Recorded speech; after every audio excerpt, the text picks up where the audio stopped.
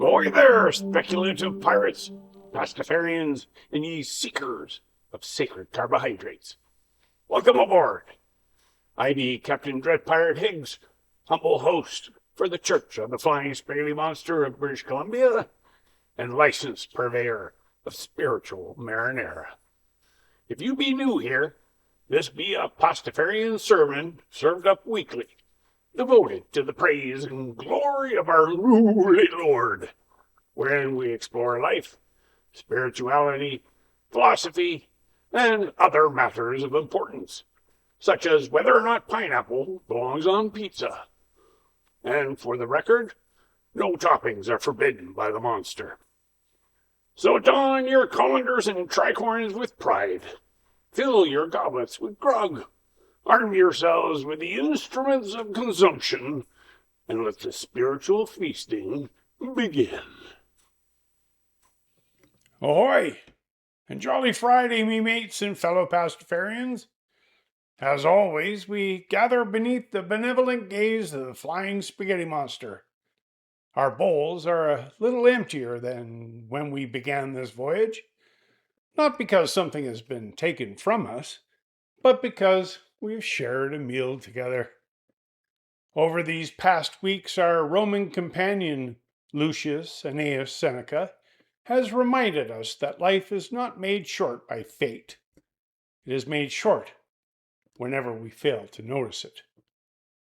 He reminded us that tomorrow is a country no sailor has ever reached in advance.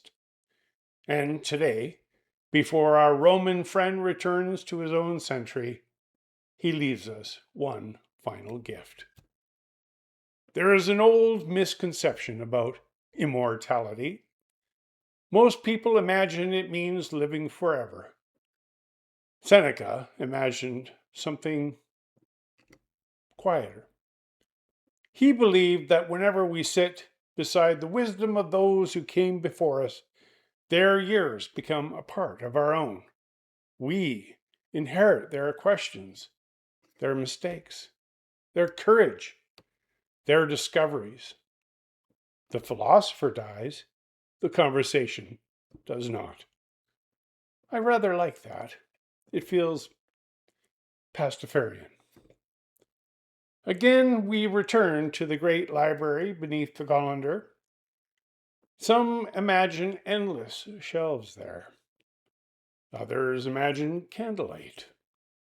Personally, I suspect it smells faintly of old books, fresh bread, and tomato sauce.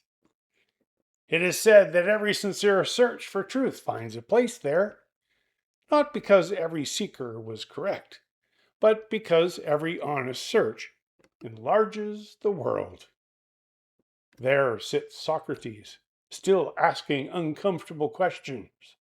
There is Hypatia, still reminding us that curiosity survives tyranny. Marie Curie, quietly making notes. Carl Sagan, pointing through impossible windows towards impossible stars.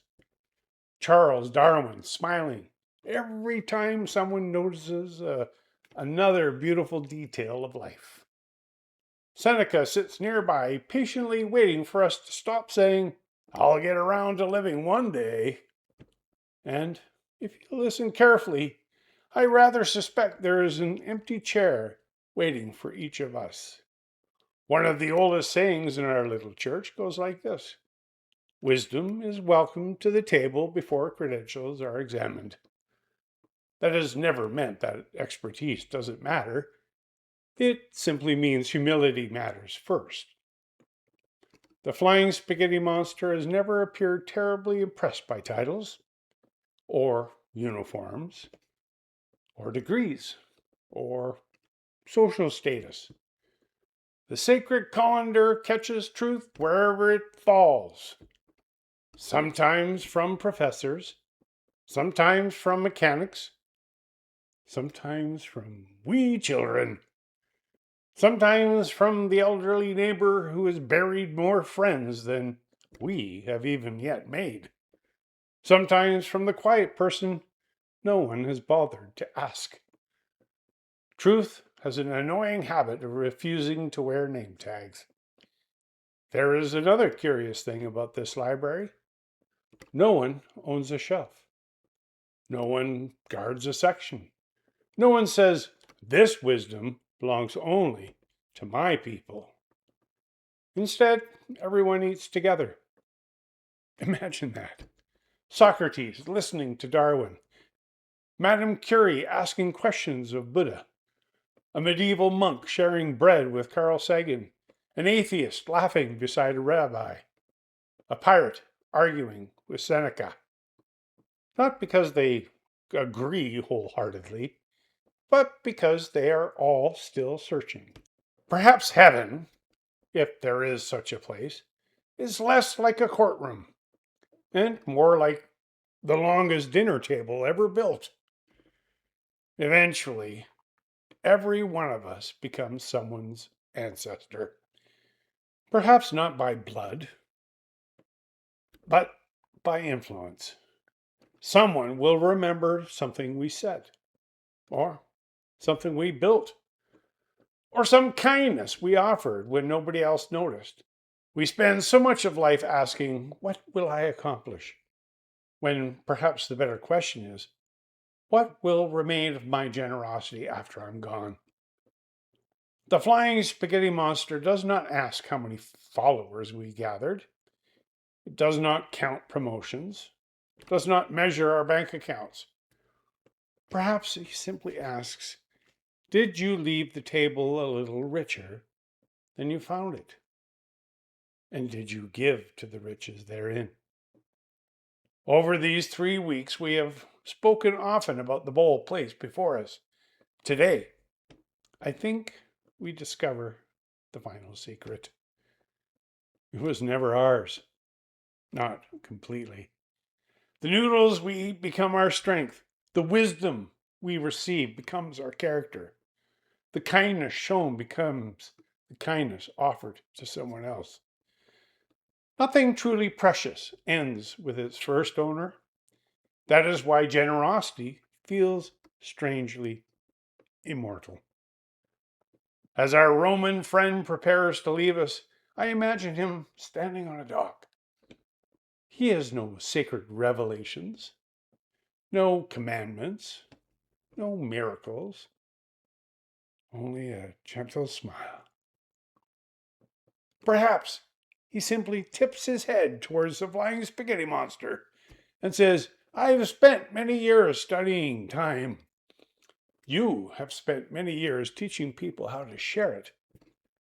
Then, poof, he disappears into history, leaving the conversation behind. So, my friends, may the sacred colander continue catching truth wherever it falls. May we never become so certain that we stop asking questions. May we always leave an empty chair at our table for the next traveler with wisdom to share. And when our own voyage finally reaches its quiet harbor, may someone somewhere find that something we said, something we built, or simply the way we loved helped illuminate their own path. Because the bowl was never meant to stay full, it was meant to be shared. And perhaps that is how ordinary people become part of eternity. Ramen.